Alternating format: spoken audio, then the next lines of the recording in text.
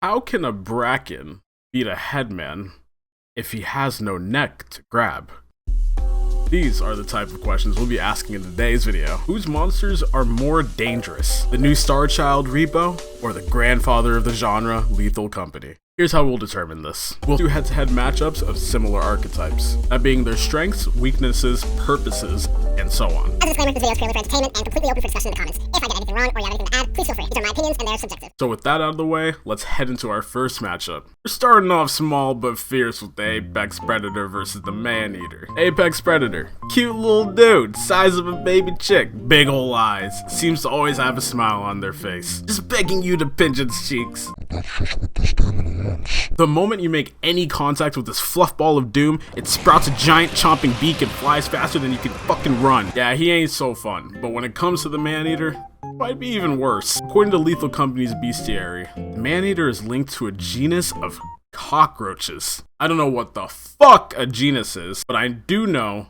what linked means. And I also know that cockroaches don't fucking die! Sorry, I'm getting ahead of myself. The Man-Eater starts mostly the same as the Apex Predator. Cute little baby, whatever you define cute by. The little buddy has feelings, emotions, can be curious. You gotta nurture the little guy. Make sure he doesn't get angry. But once they do, God help you, it transforms faster than its feathered opposition. Moves faster, is larger. Yeah, I mean, the Man-Eater just easily trumps the Apex Pred, no matter the environment or situation, just complete domination. Yeah, that's 1-0 Lethal. Our next matchup's gonna be a bit of a mosh pit. We got the the gnomes versus the hoarding bugs. Both these creatures are hungry for the bag for some reason, just genetically coded for the hustle. They hunt in packs and don't care who it is. If you got motion, you getting thrown in the ocean. I don't know, it rhymes. The hoarding bugs start off very passive. They see you, they might say hello, they steal your wallet, fully grasp your ass cheek before presenting a firm spank and go off on their way. Now, if for some reason you decide, hey, I feel violated, I don't like it when my wallet gets stolen, and went to go grab your wallet back, you'll be met with ear-piercing buzzing and razor-sharp limbs. These guys are basically 3-foot-tall wasps, and they literally give you the physical warning to not fuck with them. Gnomes, I mean, they're basically they're just gnomes with little pickaxes. The thing about this matchup, though, is both of these guys are actually very fragile. I'm pretty confident in a massive battle, both sides, of course, would have major casualties.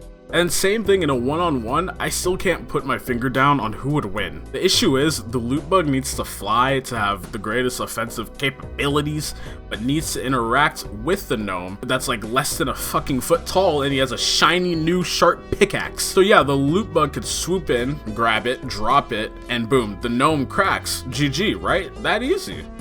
But what if the gnome fought back? The gnome gets grabbed and gets one good swing in, piercing a vital part of the bug. Well, what goes up must come down. The gnome still gets smashed from the fall. It's just that fragile. I mean, this is honestly a hard call, and I want to give it a draw. I just can't justify a hard win for the hoarding bug, since it's honestly limited in its attack options.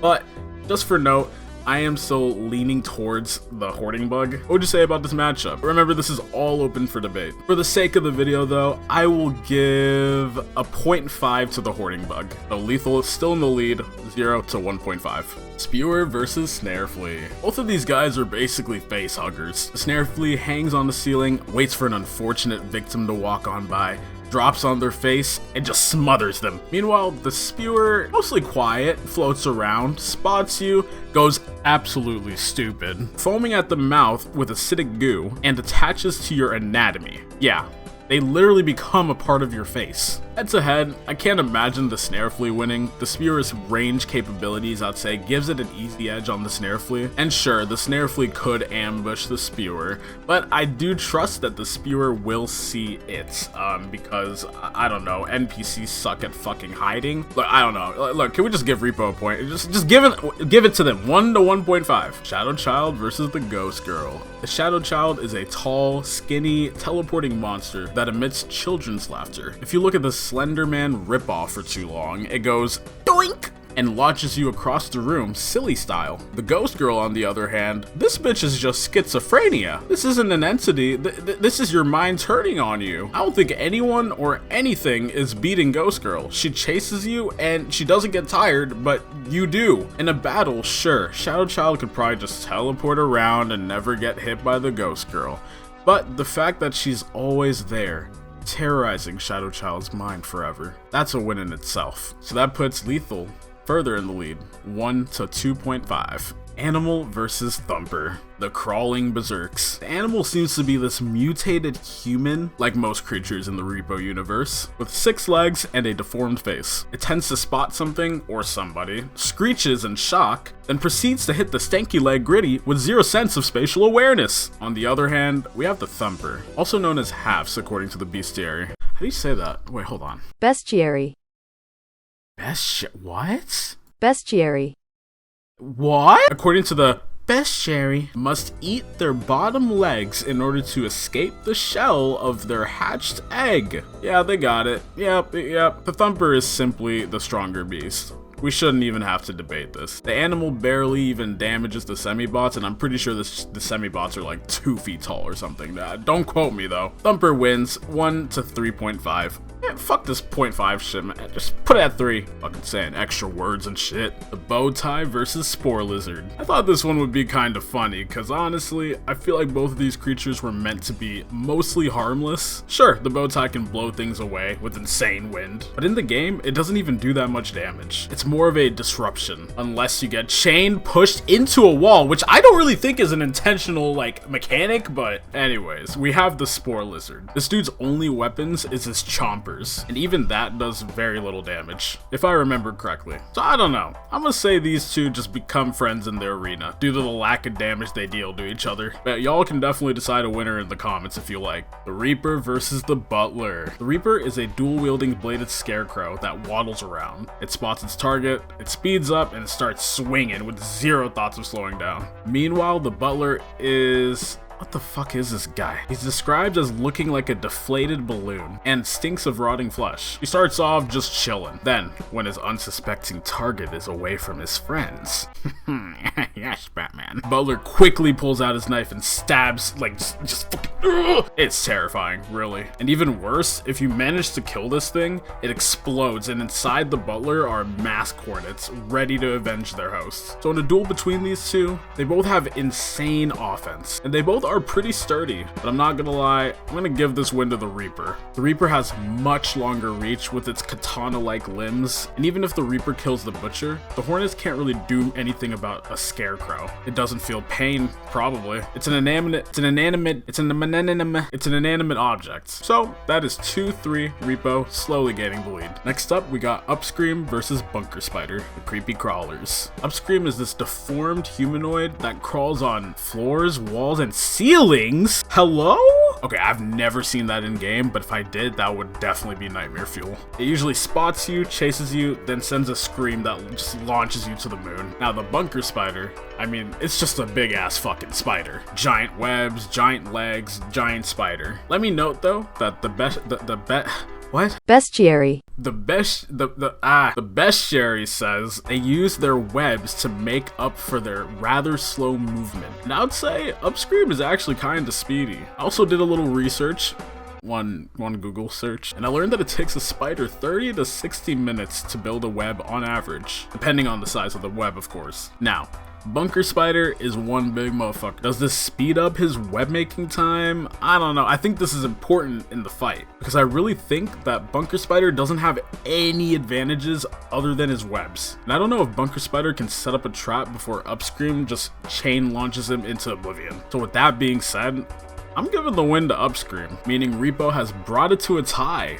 I honestly didn't think we'd be here. So let's move on to our next matchup, the Huntsman versus the Eyeless Dog. The Huntsman is, well, blind, just like the Eyeless Dog. Both have extremely good sense of hearing, but the Huntsman seems always pinpoint accurate. This man is like Daredevil with a blicky. Now, the Eyeless Dog doesn't have a gun, of course. This creature simply has jaws and his animal instincts. The dog is also characterized as clumsy, and actually isn't always accurate when it comes to launching an attack at its prey. The question when it comes down to this fight is How many shots can the Eyeless Dog take? According to the Lethal Company wiki, the fewest shots to kill an Eyeless Dog with a shotgun is 3.